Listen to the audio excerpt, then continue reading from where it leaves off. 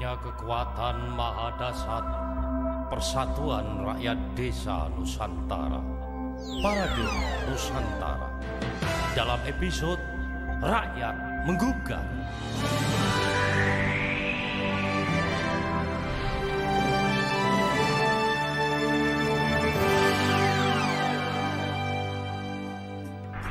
Sepuluh tahun sudah perjalanan Parade Nusantara menapakkan derap kaki, menunjukkan eksistensi dan jati diri. Sepanjang jalan yang dilalui Parade Nusantara tidak selalu di jalan landai, datar dan mulus. Bertabur bunga melati di kanan kiri, cahaya redup dan hembusan angin sepoi-sepoi.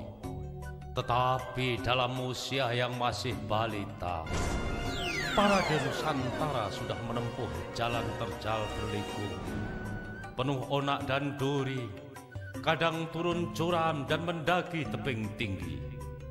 Bagai kapal tua yang mengarungi samudra, dihantam badai, gulungan ombak, terpaan angin puting beliung, dan menembus pekatnya mendung, hilang arah kiblat menuju daratan.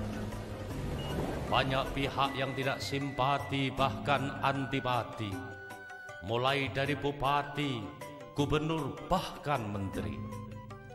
Ketika badai reformasi melanda dan mampu menjebol ketangguhan serta kedikdayaan benteng Orde Baru, di saat peranata negara hancur lebur dan rakyat desa semesta bingung dan limbung, seakan ke atas tak lagi dapat bergantung dan ke bawah telah tercabut dari akar dan jati dirinya. Di saat rakyat semesta putus asa dan putus harapan, atas nama amanat penderitaan rakyat semesta, Parade Nusantara lahir dari rahim Bunda Pertiwi yang sedang berduka dan berlinang air mata. Teriring zikir para kiai serta santri, kidung doa pendeta, biku dan brahmana, Parade Nusantara tampil di garda terdepan sebagai benteng pelindung sekaligus pembela rakyat semesta. Mesin pendorong, pelopor dan pendekar Parade Nusantara Sudir Santoso dengan segenap jajarannya telah mengubarkan api dan semangat perjuangan dalam membela hak-hak rakyat desa semesta. Seperti banteng terluka, Parade Nusantara menggetok dan menggebrak pintu-pintu departemen dan sekat-sekat gedung parlemen.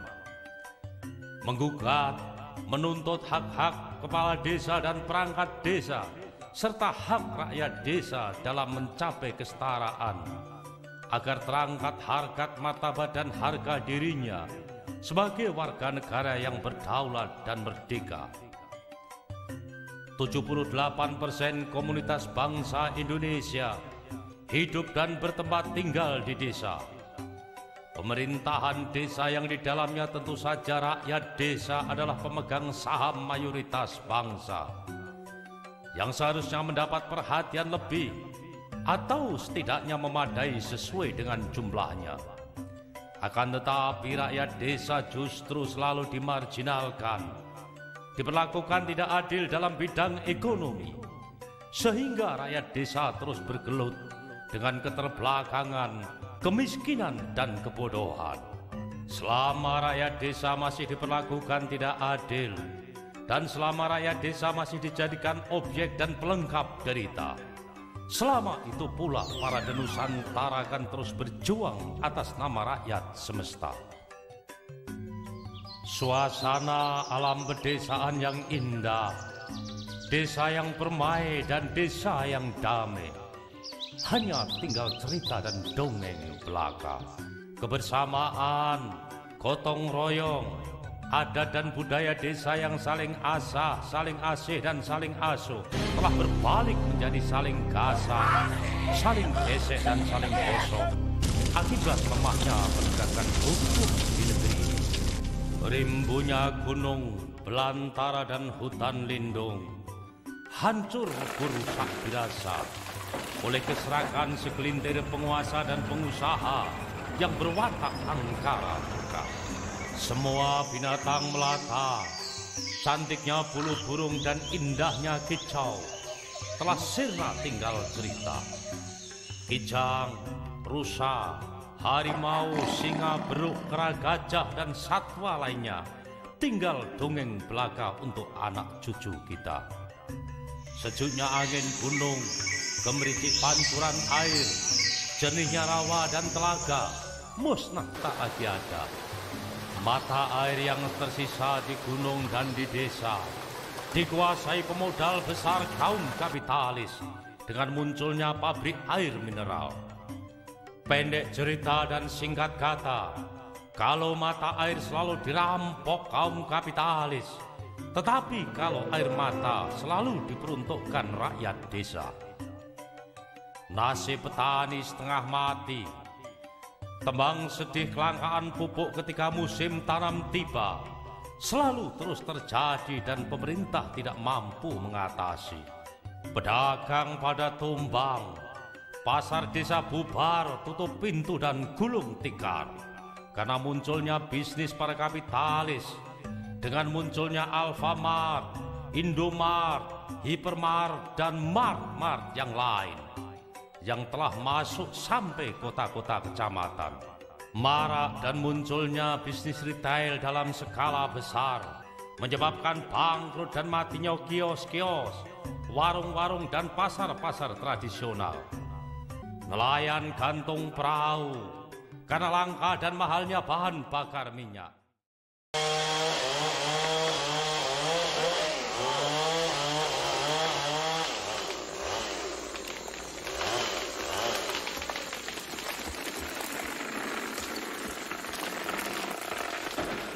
Rusaknya rimba, hancurnya berantara, berbuah banjir bandang yang menerjang semua halang rintang. Tak terhitung lagi korban nyawa melayang dan bangunan pada tumbang. Perampokan secara sistematis terhadap hak-hak rakyat desa terus berlangsung dan semakin merajalela. Hal ini dapat dicermati dengan lahirnya Undang-Undang Penanaman Modal, di mana isi dan pasalnya mengatakan bahwa penanam modal asing diizinkan memiliki saham sampai dengan 100% di Indonesia. Penanam modal asing diizinkan memiliki lahan berupa tanah di wilayah Indonesia dengan status hak guna usaha selama 60 tahun, sekaligus dapat diperpanjang selama 35 tahun, lebih kurang 1 abad lamanya.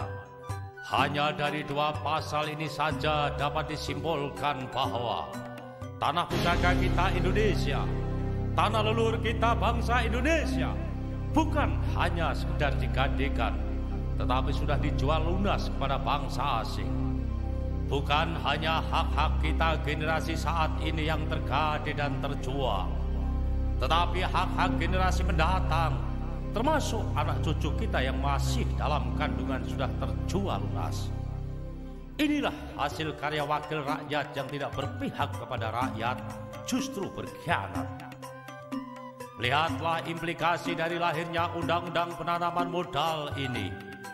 Di Bumi Riau, Lancang Kuning, dan Kalimantan telah ada lebih kurang 5 juta hektar kebun kelapa sawit. Tanah yang ditanami kelapa sawit adalah tanah rakyat Indonesia.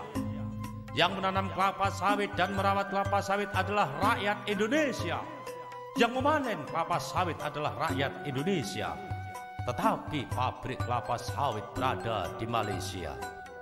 Kalau Undang-Undang Penanaman Modal ini tidak segera dicabut, maka tidak lama lagi Pulau Bali akan dikuasai bangsa Australia. Kalimantan dan Riau akan dibayar lunas bangsa Malaysia. Pulau Batam akan digade bangsa Singapura. Papua dan Irian Jaya yang kaya raya sumber daya tambangnya akan dikuasai bangsa Amerika. Ke depan anak cucu kita bangsa Indonesia benar-benar akan menjadi penonton abadi dan menjadi kuli di tanah leluhurnya sendiri. Mulai dari pertambangan, energi, dan telekomunikasi yang bersinggungan dengan kepentingan dan hajat hidup masyarakat banyak telah dikuasai perusahaan asing. Hal ini jelas-jelas bertentangan dengan amanat Pancasila dan Undang-Undang Dasar 1945. Marilah kita sejenak mencermati keserakahan perusahaan asing di negeri ini. Tanah saudara-saudara kita di Papua yang mempunyai cadangan tambang emas 40 juta ons, 25 miliar pon tembaga, dan 70 juta ons perak yang dieksploitasi, dirampok, dan dijarah oleh PT Freeport. Ironis dan sangat tragis, dengan kekayaan yang sebesar itu, saudara-saudara kita di Papua masih hidup miskin, terbelakang, ketika saudara-saudara kita rakyat Papua protes keras atas ketidakadilan ini, justru dihadapi dan ditumpas oleh kekuatan bangsa sendiri. Pranata hukum kita benar-benar telah ambruk dan kepastian hukum kita terpuruk. Memang banyak dibangun gedung-gedung pengadilan, tetapi keadilan semakin sulit dan semakin langka ditemukan di negeri ini. Hukum tidak lagi berpihak kepada rakyat, tetapi hukum ada di genggaman para elit dan para pejabat. Hukum tidak terjangkau oleh kantong rakyat yang melarat, tetapi hukum berada di tas-tas para konglomerat pemodal besar para kapitalis. Yang terjadi adalah hukum homo homini lupus. Siapa yang kuat menerkam yang lemah, dan yang kaya menelan yang miskin. Hati rakyat terluka atas ketidakadilan ini. Ya Allah, ya Allah, bagaimana ini? Mensikapi kejadian-kejadian tragis yang menimpa rakyat semesta, utamanya rakyat desa, Parade Nusantara bersama gelombang kekuatan rakyat semesta Indonesia segera bangkit di garda terdepan dalam rangka mencari solusi dan mensikapi ketidakadilan ini. Di Monumen Nasional ini kita akan melakukan apel upacara Sumpah Bakti Parade Nusantara. Hidup desa, hidup Parade Nusantara, hidup Parade Nusantara.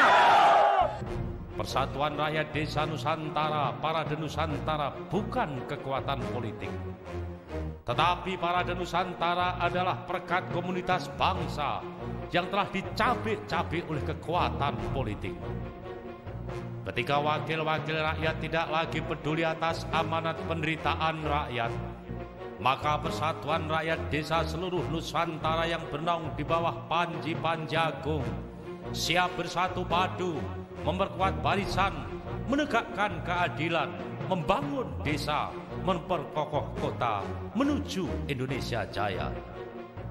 Merekatkan, menyatukan dan merekonstruksi kembali jalinan Sumatantra, yaitu Jawa, Bali, Irian, Nusa Tenggara, Sulawesi, Maluku, Kalimantan dan Sumatera, menuju kebangkitan Nusantara dan menyongsong terbitnya Fajar Indonesia Baru. Orasi Komando Parade Nusantara Sudir Santoso yang bertema Rakyat Menggugat menyentak dada para petinggi negara, menyusup jauh di lubuk hati setiap rakyat jelata di pelosok negeri. Kekerasan sikap Menteri Dalam Negeri patah oleh argumen-argumen Parade Nusantara. Dengan terpaksa Menteri Dalam Negeri mendatangkan 9 gubernur ke Jakarta untuk meredam Parade Nusantara. Tetapi layar telah terkembang, Parade Nusantara pantang surut ke belakang. Kekuatan besar Parade Nusantara siap berhadapan dan melindas kekuatan apapun yang menginjak-injak harkat martabat dan jati diri rakyat. Lebih kurang 50.000 kepala desa dan perangkat desa bersama elemen tokoh lokal pedesaan lainnya mewakili saudara-saudaranya yang lain di seluruh Indonesia menuntut hak alokasi dana desa atau ADD 10% blok grant atau langsung dari APBN. Hal ini dilakukan Parade Nusantara karena wakil rakyat di DPR RI sebagai penentu anggaran negara berlaku sangat tidak adil dan tidak berpihak kepada rakyat. Ketidakadilan ini dapat dilihat dengan jelas di pos anggaran APBN tahun 2009, bahwa APBN Republik Indonesia tahun 2009 sejumlah lebih dari 1.000 triliun. Tetapi 70.000 desa di Indonesia hanya mendapat porsi 17 triliun atau kurang dari 1,3%. Perlakuan tidak adil ini terus berlanjut sejak dari zaman Orde Baru sampai Orde Reformasi saat ini. Maka rakyat desa yang tersebar di 70.000 desa di Indonesia selalu bergelut dengan kemiskinan, kebodohan, dan keterbelakangan. Parade Nusantara mencoba membuka mata dan telinga wakil rakyat yang terhormat yang duduk di gedung Parlemen Senayan, Jakarta. Parade Nusantara sedang menggelar dan memajang potret sedih desa Nusantara apa adanya. Parade Nusantara mencoba mengingatkan para elit bangsa dari mana dia berasal dan kemana harus kembali. Bahwa desa adalah cikal bakal berdirinya negara. Desa adalah pilar bangsa dan desa adalah fondasi negeri. Saham dan peran desa terlalu banyak untuk dihitung dalam berperan di garda terdepan atas berdirinya negara kesatuan Republik Indonesia. Hampir semua elit bangsa, politisi dan petinggi negeri lahir di alam pedesaan. Dari sanalah berasal, dari rakyatlah terlahir, dan kepada rakyat semua akan berakhir. Selalu bergilir silih berganti, para kepala desa dan perangkat desa melakukan orasi, menyampaikan aspirasi, mengungkapkan kesedihan hati. Tetap santun dan terkendali. Terbukti tidak ada daun yang rontok dan yang patah maupun pohon yang tumbang, meskipun puluhan ribu yang datang ke Jakarta. Mereka semua adalah putra-putri yang terbaik dari desa. Mereka adalah pamomong. Mereka adalah semar-semar Bodronoyo sing jiwa luhur wicaksono, yang berlaku sakti tanpa aji, kalaupun menang tanpa harus mengalahkan. Namun jangan coba-coba menguras habis kesabaran dan meletupkan amarahnya. Kalau sampai itu terjadi, Sang Semar Bodronoyo Tiwikromo menjelma wujud menjadi Sang Hyang Wismoyo. Jakarta bisa hancur, rusak dasa. Kayangan pun bakal sungsang awal balik di belakang. Ketika Sudir Santoso sarjana hukum bocah Ndeso, pendekar Gunung Kendeng, sang pamomong rakyat jelata, kusirnya Parade Nusantara, memimpin delegasi Parade Nusantara di dalam gedung DPR RI dalam rangka menyampaikan, mengupas tuntas dan membahas habis ketidakadilan yang ditimpakan pada rakyat desa di hadapan fraksi-fraksi di DPR RI.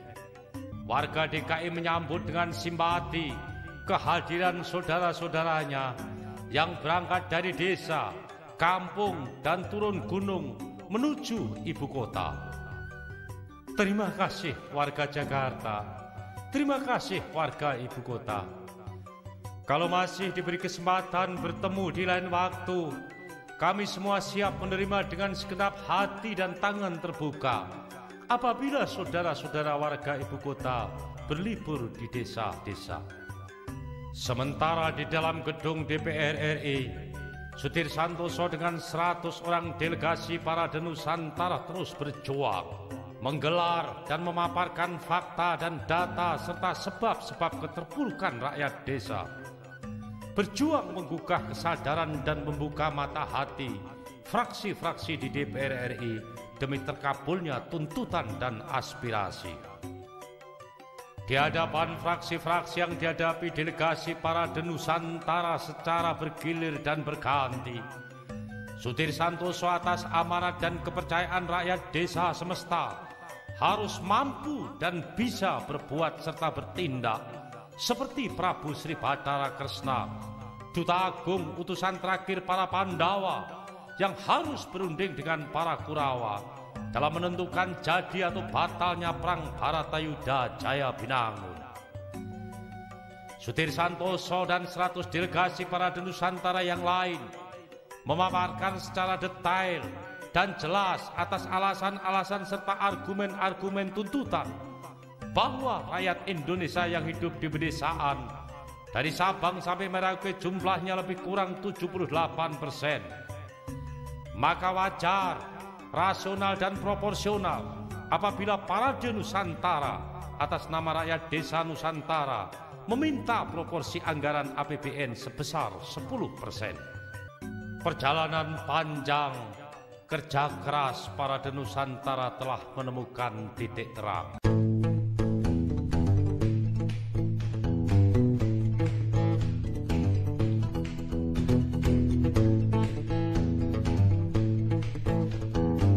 Tanya kepada fraksi Partai Golkar, setuju bulat-bulat? Setuju. Sekarang saya persilakan fraksi Partai Demokrasi Indonesia Perjuangan. Setuju. Apakah fraksi PDP setuju? Setuju.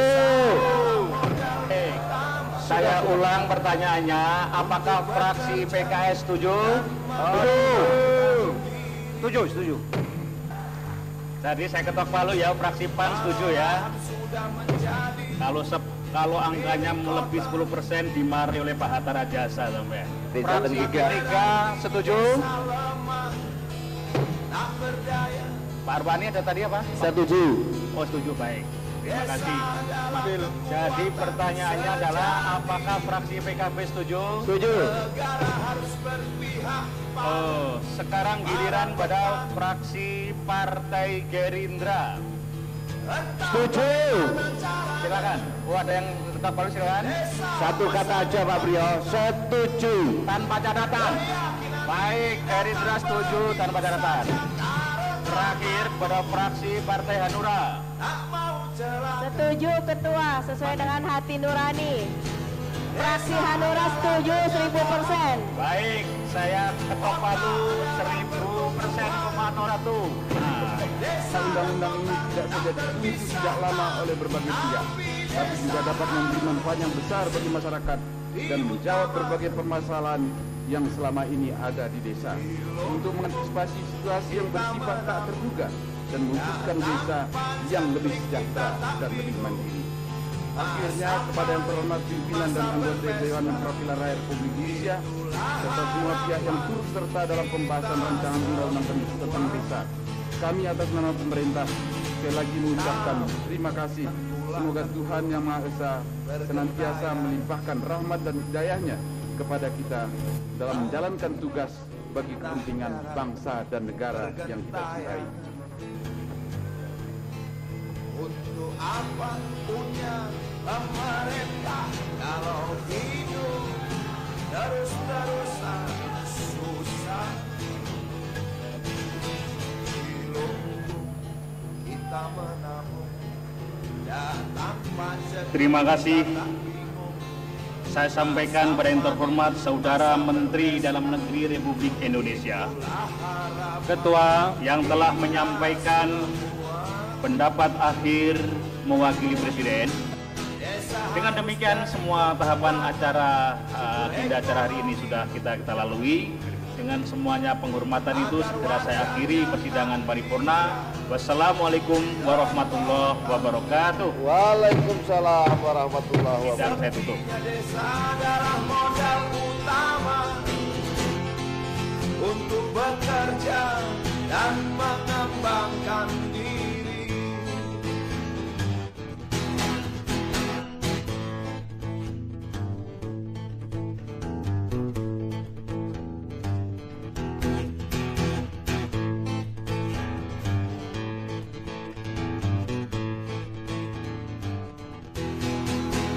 Desa harus jadi kekuatan ekonomi. TV Parade membawa semangat membangun kedaulatan desa.